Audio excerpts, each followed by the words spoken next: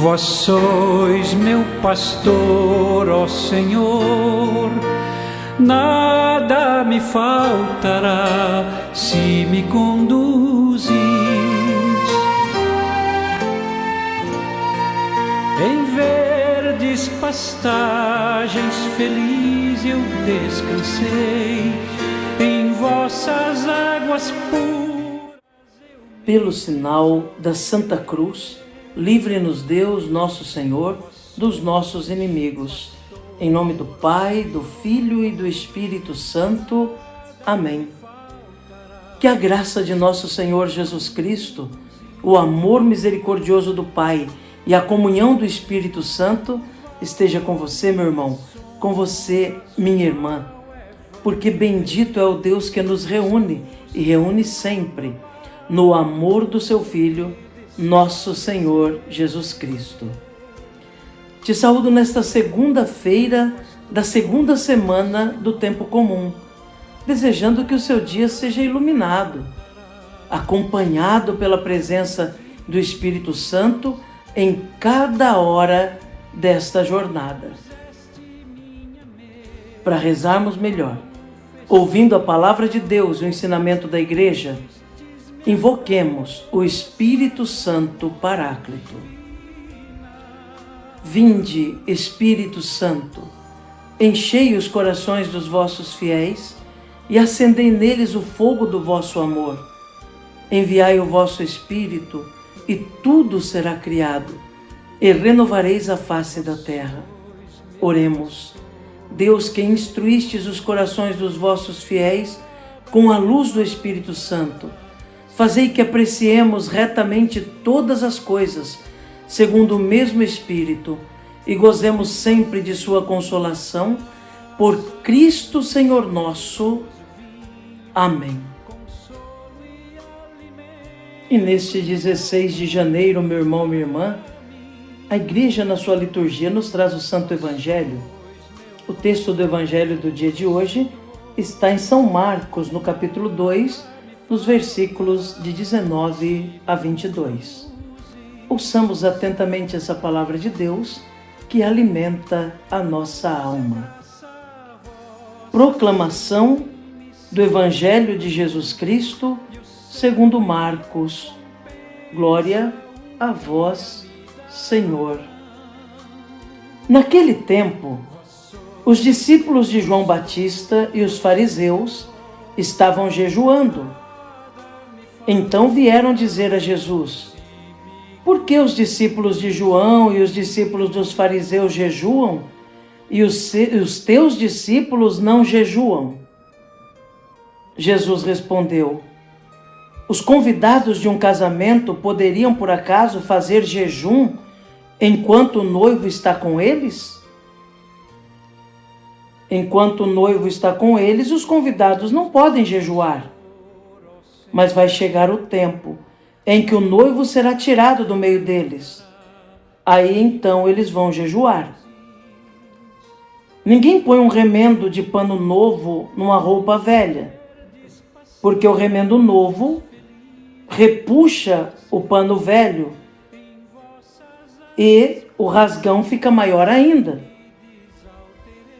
Ninguém põe vinho novo em odres velhos, porque o vinho novo arrebenta os odres velhos, e o vinho e os odres se perdem. Por isso, vinho novo em odres novos. Palavra da salvação. Glória a vós, Senhor. Que pela palavra do Santo Evangelho sejam perdoados os nossos pecados. Amém. Meu irmão, minha irmã, ouvimos este Santo Evangelho, onde Jesus anuncia o tempo da alegria. Numa sociedade onde a religião é dirigida pelo grupo dos fariseus, os mestres da lei, que são extremamente legalistas, que colocam a lei acima da vida, o cumprimento de regras acima do próprio bem-estar da pessoa, Jesus traz uma novidade. Por isso ele fala de noivo e de vinho novo.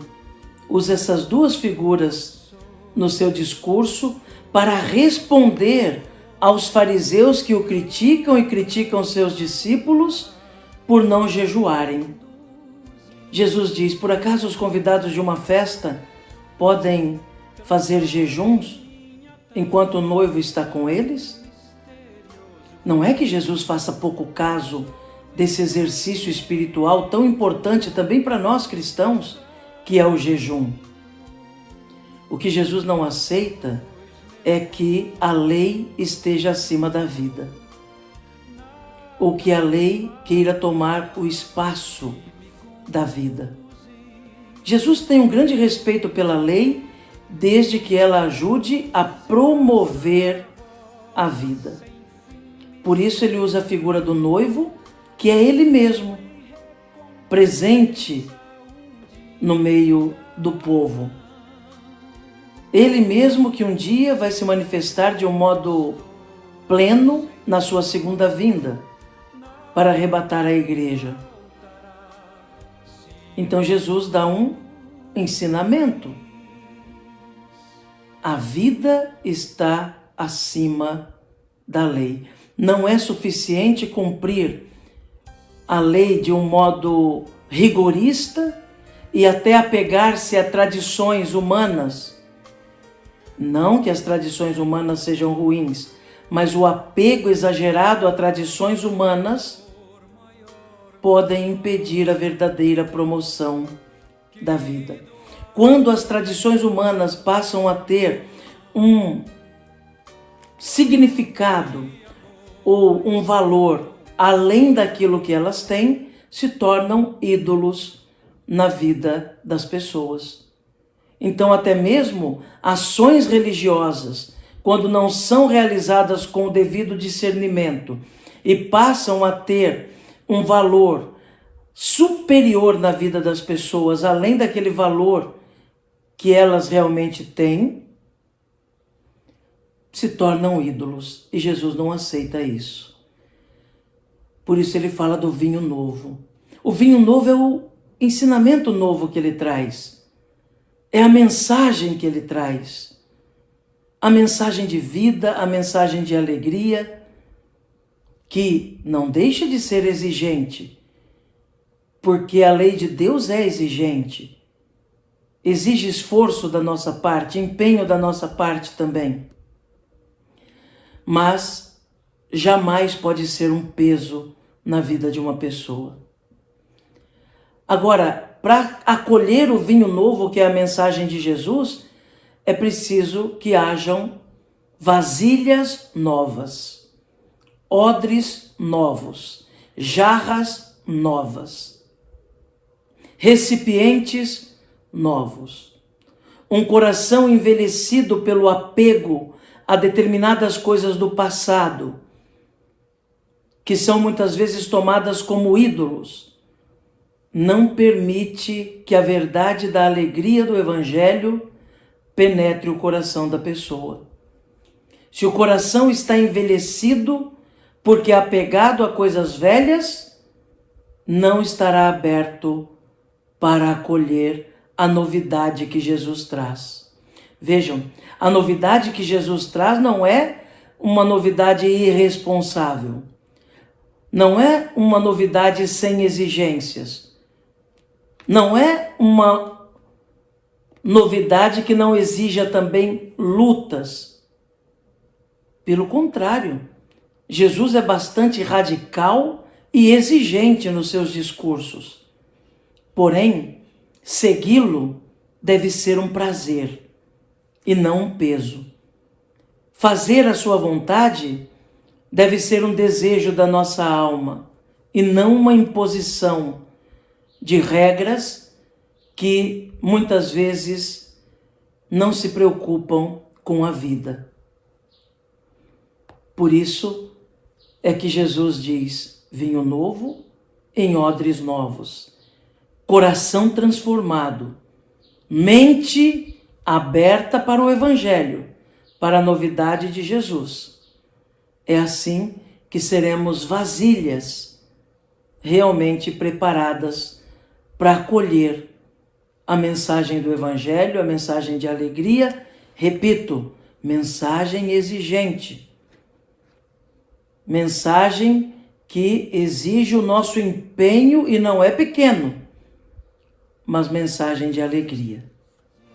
Que Jesus nos ajude então a acolhermos o vinho novo e a vivermos, sim, as tradições religiosas, os exercícios espirituais, as propostas que a Igreja nos traz para uma vida espiritual realmente voltada para Deus e para os irmãos, mas sempre com o prazer de servir a Deus, amar a Deus e amar ao próximo. Que Jesus nos ajude e que Nossa Senhora reze por nós. Amém.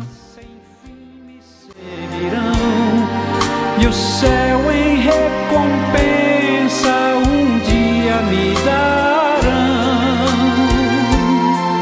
Vós sois